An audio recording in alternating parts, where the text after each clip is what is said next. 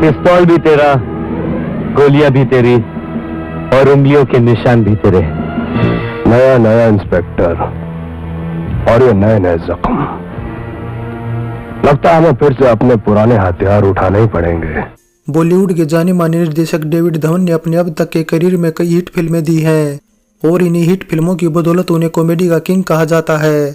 लेकिन एक बात यह भी सच है कि उन्हें सही दिशा दिखाने वाले कोई और नहीं बल्कि संजय दत्त हैं, जिनकी बदौलत डेविड धवन को मौका मिला था 16 जून 1989 को वही ताकतवर फिल्म का निर्देशन करने का।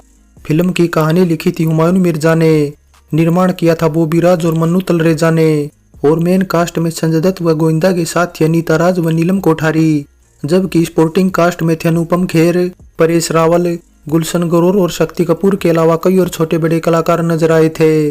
अब अन्नू मलिक के संगीत तले गीत लिखे थे समीर और इंदिवर ने, जिनके लिखे सभी वर्जन को मिलाकर 6 गीत रखे गए थे ऑडियो एल्बम में।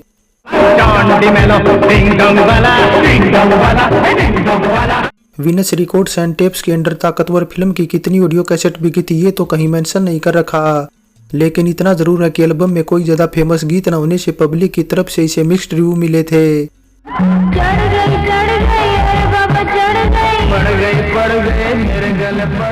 2 घंटे 20 मिनट की ताकतवर फिल्म को IMDb की तरफ से मिली 4.4 रेटिंग बताती है कि देखने वालों को इसकी कहानी कुछ खास नहीं लगती।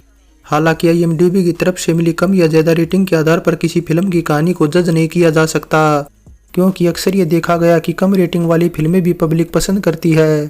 बस कुछ ऐसा ही ताकतवर फिल्म के साथ भी हुआ था जब फिल्म टीवी पर टेलीकास्ट हुई थी।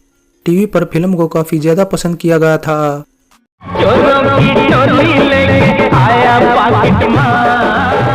अब 2 घंटे 20 मिनट की एक्शन क्राइम ड्रामा थ्रिल से भरी ताकतवर फिल्म का एग्जैक्ट बजट तो वैसे कहीं मेंशन नहीं कर रखा, लेकिन फिर भी हमारा अनुमान है कि इसका बजट करीबन 2 करोड़ रुपए के आसपास ही कहीं था। ऐसे में फिल्म की कमाई 2 करोड़ के अंदर ही कहीं सिमटने से फिल्म फ्लॉप हो गई थी, जिस वजह से ये साल की टॉप 20 कमाऊ फिल्मों की लिस्ट में भी जगह नहीं बना पाई थी और न ही जगह बना पाई थी 45वें फिल्म फेयर में, जहां इसे एक भी नॉमिनेशन नसीब नहीं हुआ था।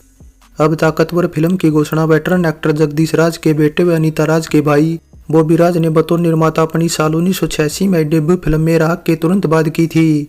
अब संजय दत्त और अनीता राज की मेरा हक बॉक्स ऑफिस पर कुछ खास कमाल नहीं दिखा पाई थी।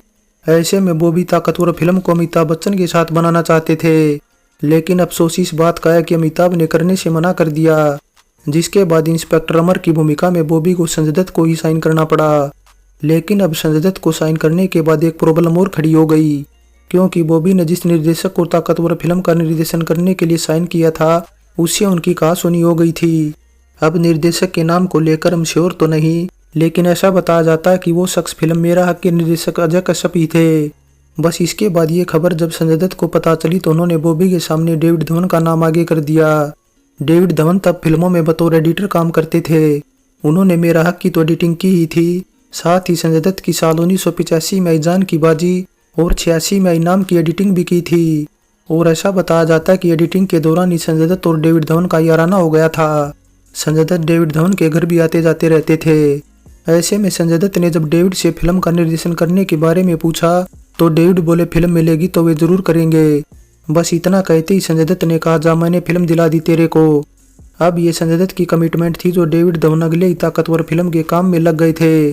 गोविंदा को भी फिल्म में डेविड धवन ही लेकर आए थे, क्योंकि गोविंदा तब बॉलीवुड के एक उभरते सितारे थे जिन्होंने अपने डांस से मिथुंदा के सिंहासन को भी ला दिया था।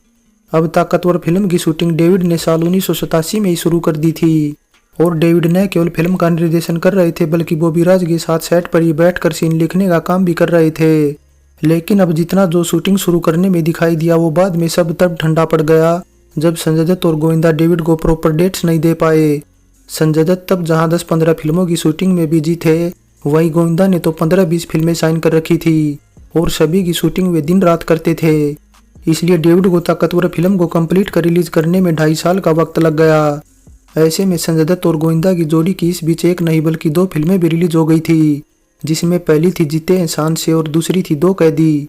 अब बॉक्स ऑफिस पर दोनों ही फिल्मों ने ठीक ठाक कमाई की थी, इसलिए डेविड को लग रहा था कि ताकतवर फिल्म भी कमाल करेगी। डेविड ने दर्शकों के टेस्ट के मुताबिक फिल्म में जबरदस्त एक्शन रोमांस का तड़का मारा था। ऐसे में शुरुआत में कई जगह शो हाउसफुल भी जा रहे थे, लेकिन अचानक से फिल्म की कमाई थम गई और फिल्म फ्लॉप हो गई।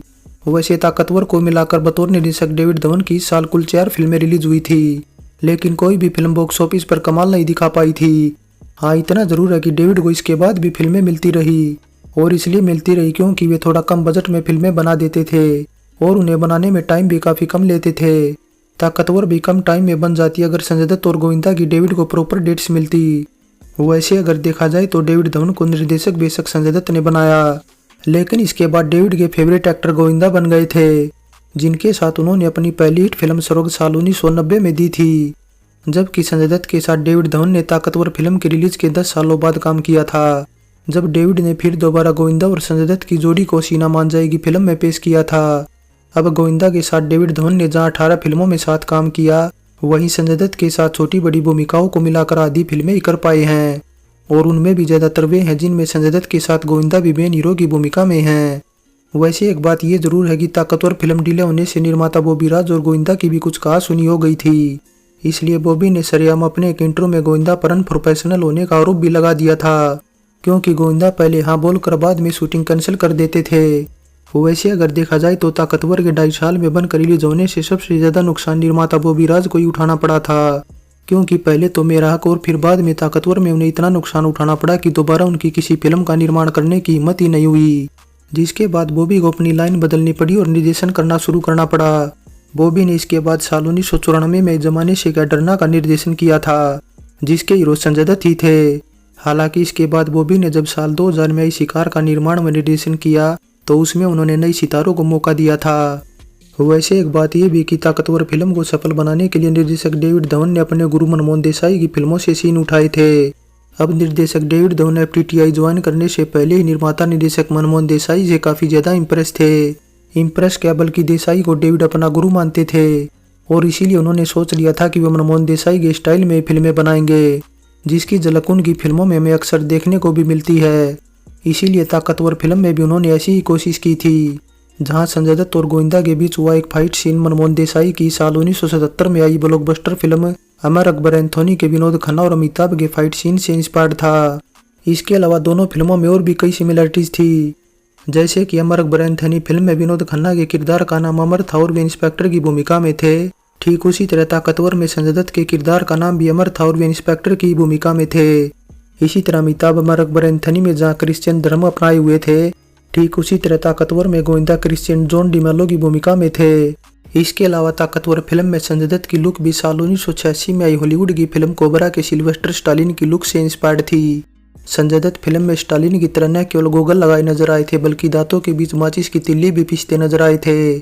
अब ताकतवर फिल्म के न केवल सीन बल्कि बैकग्राउंड संगीत भी उठाया गया था साल 1982 में आई अमिताभ बच्चन की सत्ते पे सत्ता से और हॉलीवुड की साल 1984 में आई टर्मिनेटर से। इसके अलावा एक बात यह भी कि डेविड धवन ने ताकतवर फिल्म से अपना पर्दे पर नजर आने का सपना भी पूरा किया था। हालांकि डेविड फिल्म में केवल कुछ सेकंड के लिए ही नजर आए थे।